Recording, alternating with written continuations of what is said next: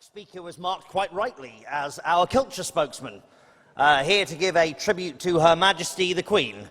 I am now delighted to introduce him both as our culture spokesman and our London mayoral candidate for 2016.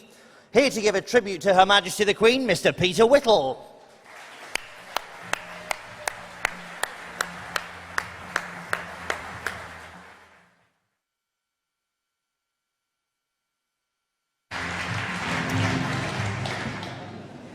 Me again. Ladies and gentlemen, 10 years ago, there was a week in July when London experienced both triumph and disaster. It started with rejoicing when it was announced that the capital had won the Olympic Games. This changed to tragedy with the terrible 7/7 bombings of the London transport system, which left 50 people dead. But at the end of that week, there was another national event, and that was the 60th anniversary of VE Day. There was a moving parade in London, poppies showered down from the sky, and the crowds packed them out. The parade was led down to Buckingham Palace by the Queen, who stood in an open-top car. Now, this event, a commemoration of one of the most important dates in our history, had taken on an extra dimension in the light of what had happened that week. But it also served to illustrate one of the great strengths of constitutional monarchy. The Prime Minister at the time, Tony Blair, was a divisive figure. After 7/7, it would have struck most of us as odd or awkward to have looked to him to have been some kind of rallying point. But we could go and cheer our monarch, and indeed in that week to make a gesture of national solidarity, in the knowledge that we were not also expressing support for one particular course of political action. So the symbolic and practical importance of this division between the head of state and the head of government can never be underestimated. And as we celebrate what is now the longest reign in British history, the longest in 1,000 years of the monarchy, it is clear to us as never before that the Queen has been a brilliant head of state.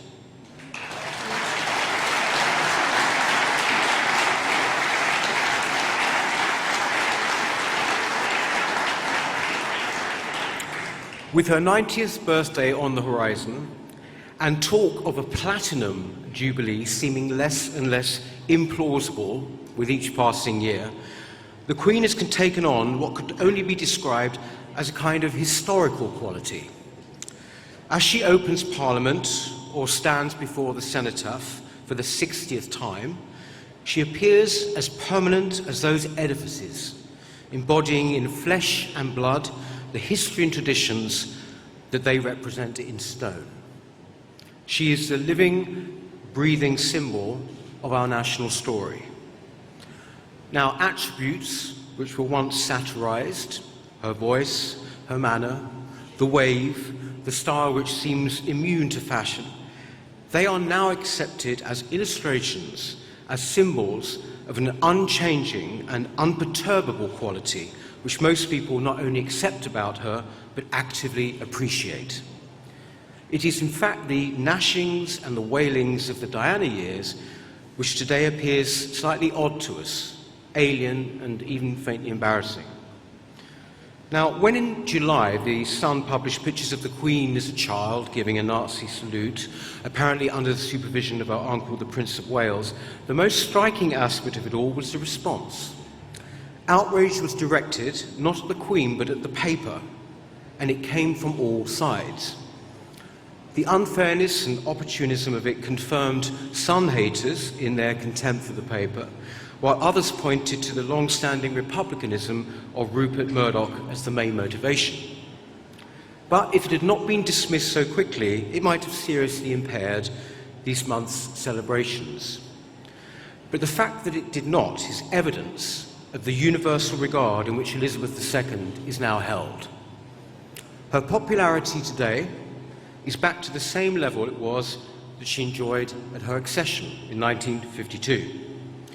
Then she was adored, revered, in fact, as some sort of quasi-mythical figure, the youthful symbol of a new Elizabethan age.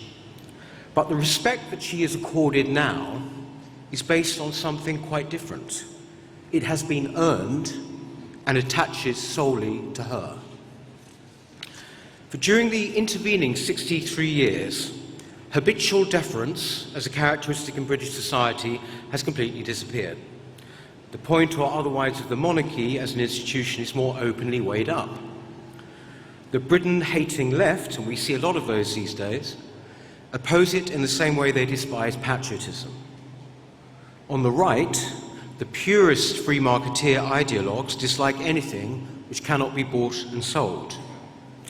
And indeed, like Victoria, Elizabeth II has endured periods, most notably during the 1990s, when republicanism appeared to enjoy a short lease of life.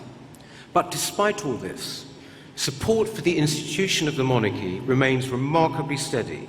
Opinion polls always put it at around 75%. Republicanism never really rises above 18%. And the fact that the monarchy enjoys such great public support in such a transformed landscape is partly down to the position it holds within our strange British psyche. It is partly down too to a sense that anything deemed organically of this nation must be held on to when so much appears to be going. But of course, it is also down to her. She has never deviated from her vow, made as Princess of Wales at the age of 21, to dedicate her life to the service of this country and to the Commonwealth. Unlike Victoria, she has always been the most visible of monarchs. She once said herself, "I have to be seen to be believed." She is the global face of Great Britain. The Foreign Office would perhaps call her the greatest weapon in their armoury of soft power. Or, as the current political elite would undoubtedly phrase it, she is the strongest exponent of brand Britain. But I think our own leader put it best this week when he said that she is the greatest ambassador this country has ever had.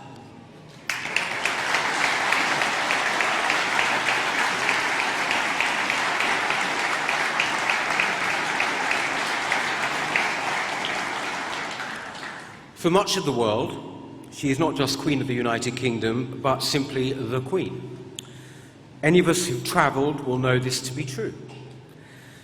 Most people would scarcely know the name in other countries of our Prime Minister, but they always want to know about the Queen or her son or grandson. She's the most widely travelled of monarchs. And her obvious devotion to the Commonwealth has kept that institution alive in the face of indifference from successive governments.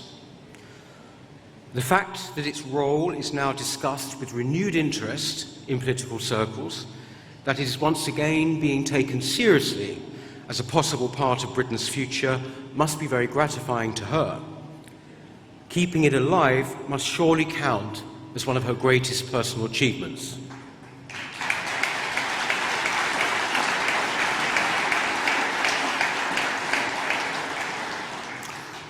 So really, she has set the template for what a modern constitutional monarchy should be.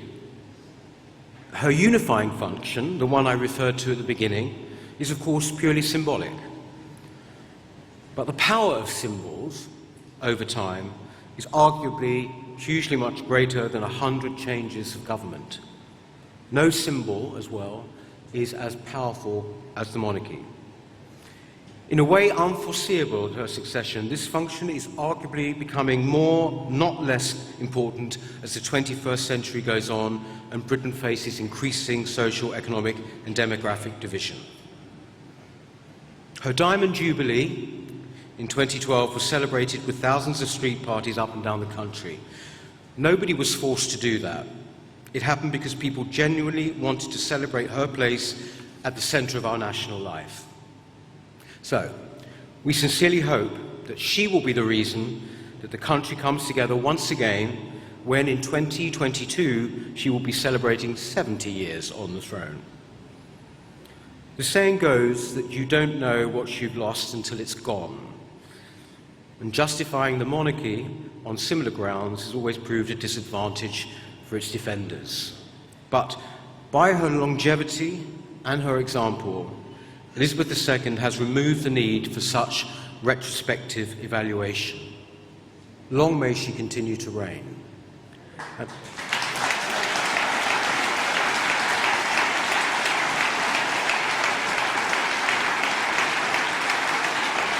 And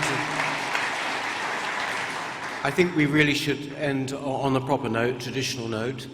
So, 3 cheers for Her Majesty the Queen. Hip hip. Hooray! Hip hip. Hooray! Hip hip. Hooray! Thank you. You didn't frankly have the balls to put country before party.